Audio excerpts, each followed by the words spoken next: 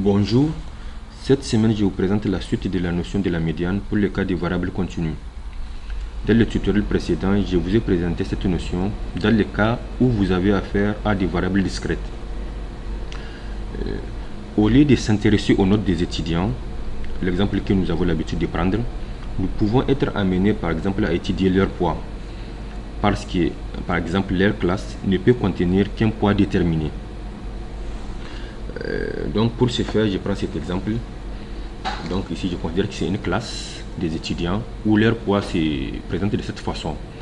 On a 7 étudiants qui ont un poids compris entre 20 et 40. On a 9 qui ont un poids compris entre 40 et 60, etc. Dans la plupart des cas, les variables continues se présentent sous forme de classe. Donc dans ce cas-ci, pour calculer la médiane, la chose qu'il faut déterminer, c'est la classe médiane. Donc la classe médiane, c'est à peu près la classe qui va contenir notre médiane. Donc les différentes procédures pour déterminer la classe médiane se présentent en deux étapes. La première étape, c'est de déterminer les effectifs cumulés croissants, comme ce qu'on a fait dans le tutoriel précédent, si vous vous souvenez. Donc pour tout ce qui est détermination des effectifs cumulés croissants et leur définition, je vous réfère au tutoriel précédent. Ce que j'ai fait ici en vert. Après avoir déterminé les effectifs cumulés croissants, la deuxième étape, c'est de déterminer les rangs de la classe médiane. Le rang de la classe médiane qui est ici, n sur 2. n sur 2, notre n c'est 50, divisé par 2, ça nous donne 25.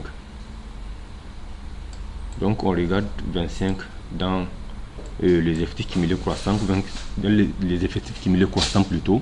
25 se trouve entre 16 et 37, ici. Donc maintenant la question c'est de savoir laquelle des deux classes entre celle de 16 et celle de 37 correspond à notre classe médiane.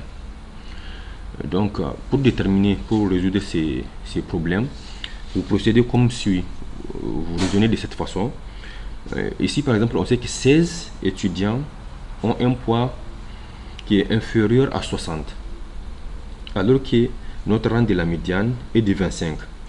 25 n'est pas inclus dans 16, mais plutôt dans 37. Donc par conséquent, notre classe médiane est celle de 60 et 80. Donc une fois que vous déterminez votre classe médiane, la dernière étape pour déterminer la médiane, plutôt, puisqu'on a déjà la classe médiane, la classe qui a notre médiane, c'est de procéder par une interpolation linéaire. Donc ici, c'est le tableau des effectifs, le tableau des interpolations linéaires que j'ai présenté ici. Donc pour le faire ici, c'est très simple, c'est la classe médiane que j'ai décortiquée. On a 16 qui correspond à 60. On a 16 étudiants qui ont un poids inférieur à 60, donc 16 qui correspond à 60. 37 qui correspond à 80 ici. Et maintenant la moitié, 25 qui se trouve entre 16 et 37, correspond à notre médiane. Comme par définition, la médiane partage la série en deux. On a notre effectif qui est de 50, donc la moitié est de 25. Donc l'interpolation linéaire, c'est de procéder comme suit. On fait ici la médiane ME moins la classe inférieure, moins 60,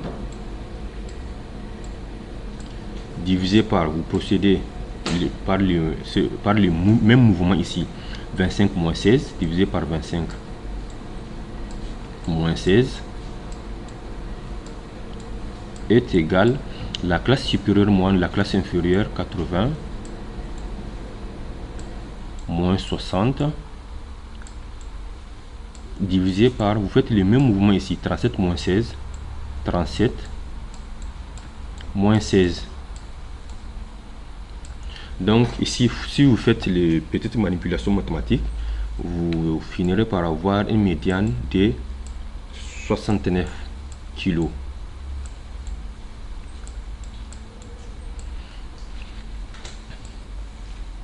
Donc comme interprétation, on peut dire ici que 50% des étudiants de cette classe ont un poids qui est inférieur à 69, ou bien nous pouvons dire aussi que 50% ont un poids qui est supérieur à 69 kg.